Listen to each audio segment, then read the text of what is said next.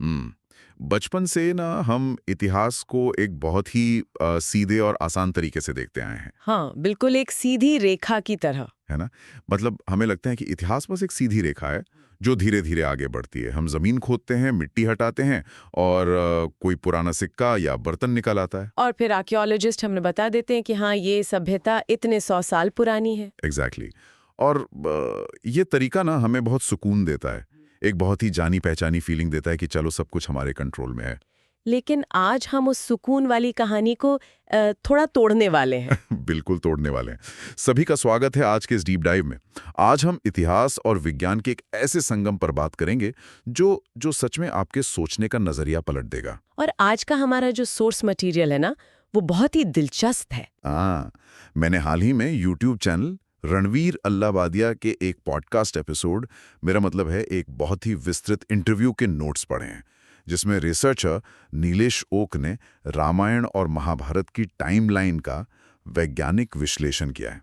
और इस चर्चा का हमारा जो मिशन है, वो रामायण को सिर्फ एक कथा या मिथक की तरह देखना नहीं है। बिल्कुल नहीं, हम इसे एक टाइम कैप्सूल की तरह देखेंगे। मतलब खगोल शास्त्र यानी एस्ट्रोनॉमी, जियोलॉजी और जेनेटिक्स के लेंस से देखेंगे कि ये घटनाएं असल में कब हुई और उस समय हमारी पृथ्वी कैसे दिखती थी। लेकिन इस विश्लेषण में गहराई तक जाने से पहले ना, हमें एक बहुत ही महत्वपूर्ण मनोवैज्ञानिक बिंदु पर बात करनी होगी, जिसे मनोविज्ञान में कॉग्निटिव डिसोनेंस कहते हैं। अच्छा, कॉग्निटिव डिसोनेंस मतलब जब कोई नया सच हमारी पुरानी बातों से टकराता है। बिल्कुल, आसान भाषा में समझे तो जब हमारे सामने कोई ऐसा नया सच आता है जो हमारी बरसों पुरानी मान्यताओं को सीधी चुनौती देता है, तो हमारा दिमाग उसे प्रोसेस करने से इनकार कर देता है। हमें बेचैनी होने लगती है। हाँ, क्योंकि हमें तो स्कूलों में जो इतिहास पढ़ाया गया है वो मैकाले की शिक्षा प्रणाली की देन है। हमारे दिमाग में ये बात एकदम बैठा दी गई है कि मानव सभ्यता की शुरुआत बस 4-5 हजार साल पहले हुई होगी। हाँ, हम इंडस वैली या मेसोपोटामिया को ही बस शुरुआत मान लेते हैं। तो जब कोई कहता है कि हमारी सभ्यता 14,000 साल पुरानी हो सकती है, तो हमारा पहला रिएक्शन यही होता है कि नहीं, ये तो असंभव है। और यहीं पर मेरे दिमाग में एक बहुत बड़ा सवाल आता है। मतलब अगर इतिहास इतना पुराना है तो हम उसे सिर्फ जमीन खोदकर या आर्कियोलॉजी से क्यों नहीं समझ सकते? ये एक बहुत ही वाजिब सवाल है। और ये आर्कियोलॉजी की एक बहुत बड़ी सीमा को भी दिखाता है। देखिए, जमीन के नीचे दबी हुई चीजें, खासकर जो लकड़ी, कपड़ा या लोहे की बनी हैं, वो 3-4 हजार सालों में प्राकृतिक रूप से नष्ट हो जाती हैं। अच्छा, मतलब 14,000 साल तक उनका टिके रहना लगभग नामुमकिन है। बिल्कुल नामुमकिन है। और आर्कियोलॉजी में एक लॉजिकल पॉजिटिविज्म नाम की समस्या भी है। मतलब जब तक कोई चीज मेरे हाथ में नहीं आ जाती, मैं मानूंगी ही नहीं कि वो कभी थी। अरे बाप रे, ये सोच तो विज्ञान के लिए बहुत ही सीमित करने वाली है। सिर्फ इसलिए कि कोई चीज आज नहीं है, हम ये तो नहीं कह सकते ना कि वो कभी थी ही नहीं। एग्जैक्टली इसलिए हमें सिर्फ जमीन की तरफ देखने के बजाय अपना नजरिया थोड़ा ऊपर उठाना होगा। आसमान की तरफ। हाँ, आसमान की तरफ। यहाँ मेरे दिमाग में एक शानदार एनालॉजी आ रही है। जरा सोचिए कि जो आसमान है वो एक बहुत बड़ी टीवी स्क्रीन है, या मान लीजिए एक विशाल दीवार घड़ी है। बहुत बढ़िया उदाहरण है ना? जैसे दीवार की घड़ी में सेकंड, मिनट और घंटे की सुइयां होती हैं, वैसे ही आसमान की घड़ी काम करती है। पृथ्वी का अपनी धुरी पर 24 घंटे में घूमना सेकंड की सुई है। चांद का 27 दिन का चक्र मिनट की सुई है। और सूरज का 365 दिन का चक्र घंटे की सुई है। बिल्कुल। तो ये एनालॉजी कैसे जुड़ती है इस रिसर्च से? इस एनालॉजी को अगर हम थोड़ा और बड़ा करें ना, तो पृथ्वी की कुछ और गतियां भी हैं। हमारी पृथ्वी बिल्कुल सीधी नहीं है, ये 23.5 डिग्री के कोण पर झुकी हुई है। और ये झुकाव स्थिर नहीं है। अच्छा, मतलब पृथ्वी एक लट्टू की तरह है। जब लट्टू की स्पीड कम होती है तो वो डगमगाने लगता है ना? हाँ, बिल्कुल लट्टू की तरह ही। खगोल शास्त्र में इसे प्रिसेशन या वॉबल कहते हैं। पृथ्वी का ये अक्ष 26,000 साल में एक पूरा चक्कर लगाता है। 26,000 साल? और इतना ही नहीं, 41,000 साल के एक अलग चक्कर में इसके झुकाव का एंगल भी बदलता है। इसी वैज्ञानिक सत्य का उपयोग करके हमारे प्राचीन ऋषियों जैसे वाल्मीकि और वेदव्यास जी ने तारों की स्थिति को बहुत ही बारीकी से दर्ज किया था। अच्छा, तो मतलब वो सिर्फ कहानियां नहीं लिख रहे थे, वो आसमान की घड़ी को पढ़कर अपने श्लोकों में एक सटीक टाइम स्टैम्प छोड़ रहे थे। बिल्कुल, वो आज हमारे लिए एक परफेक्ट टाइम स्टैम्प का काम करते हैं। तो ठीक है, आसमान की घड़ी समझ आ गई। लेकिन क्या रामायण में किसी ऐसे तारे का या किसी ऐसी खगोलीय घटना का जिक्र है जिससे हम एग्जैक्ट साल निकाल सकें? हाँ, बिल्कुल है। वाल्मीकि रामायण के युद्ध कांड का एक बहुत ही विशिष्ट श्लोक है। इस श्लोक में ब्रह्म राशि के ध्रुव तारा होने का जिक्र है। वेट, ब्रह्म राशि मतलब आज जिसे हम ध्रुव तारा कहते हैं वो पोलारिस है ना? हाँ, आज हम पोलारिस को ध्रुव तारा मानते हैं, लेकिन उस लट्टू वाले डगमगाव की वजह से हमेशा ऐसा नहीं था। ब्रह्म राशि, जिसे आज खगोल विज्ञान में वेगा या अभिजीत तारा कहते हैं, वो उस समय पृथ्वी के ठीक उत्तर में था। अच्छा, तो क्या नीलेश ओक ने इसका समय निकाला है? हाँ, नीलेश ओक ने आधुनिक प्लानिटेरियम सॉफ्टवेयर का इस्तेमाल करके इसे रिवर्स इंजीनियर किया। खगोल शास्त्र के अनुसार यह वेगा तारा केवल 12,000 ईसा पूर्व के आसपास ही पृथ्वी के ठीक उत्तर में था। 12,000 ईसा पूर्व मतलब आज से लगभग 14,000 साल पहले।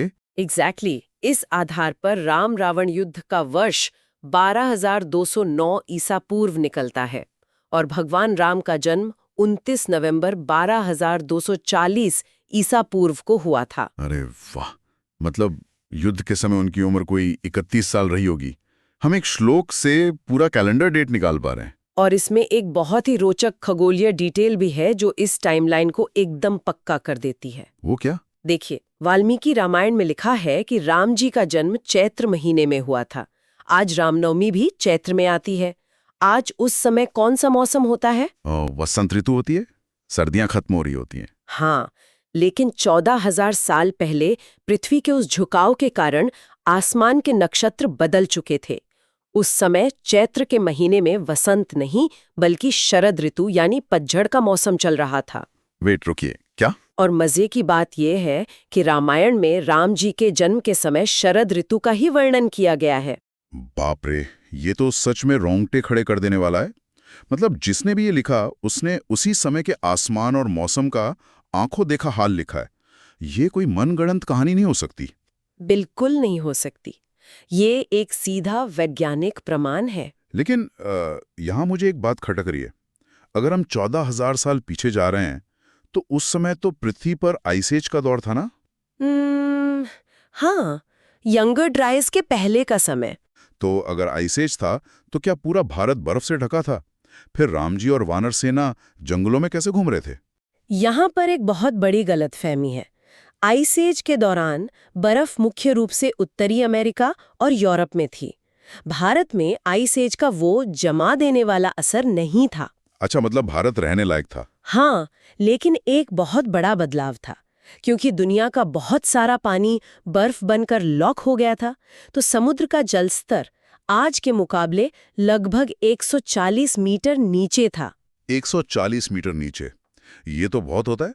इसका मतलब है कि आज के जो समुंदर हैं उनका नक्शा बिल्कुल अलग रहा होगा। बिल्कुल। इस कारण आज के इंडोनेशिया, तिमोर से लेकर ऑस्ट्रेलिया के पास तक आप बिना किसी बड़ी नाव के बस जमीन के रास्ते चलकर जा सकते थे। अरे वाह। और मुझे याद आ रहा है कि नोट्स में सुग्रीवास एटलस का भी जिक्र था। हाँ, सीता जी की खोज में वानरों को भेजते समय सुग्रीव ने उन्हें पूरी दुनिया का नक्शा समझाया था। उन्होंने पूर्व दिशा में जाने वाली टीम को दक्षिण अमेरिका के एंडीज पहाड़ों का बहुत ही सटीक वर्णन दिया था। एंडीज पहाड़, जिन्हें रामायण में अनंत पर्वत कहा गया है। बिल्कुल।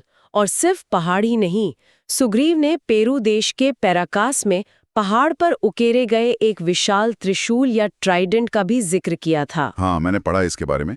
वो विशाल त्रिशूल आज भी मौजूद है ना? हाँ, वो आज भी वही है।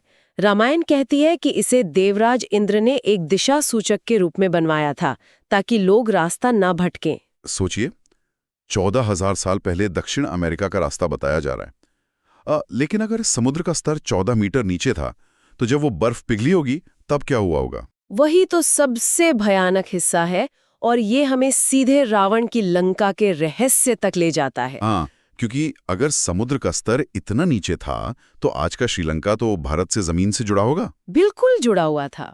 तो क्या जिसे आज हम श्रीलंका कहते हैं वो असली लंका नहीं है? ग्रंथों और खगोलीय गणनाओं के अनुसार नहीं।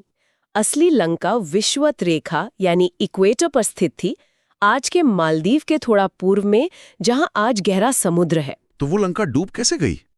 आज से लगभग 14,200 साल पहले पृथ्वी के ध्रुव में अचानक एक बहुत बड़ा बदलाव आया।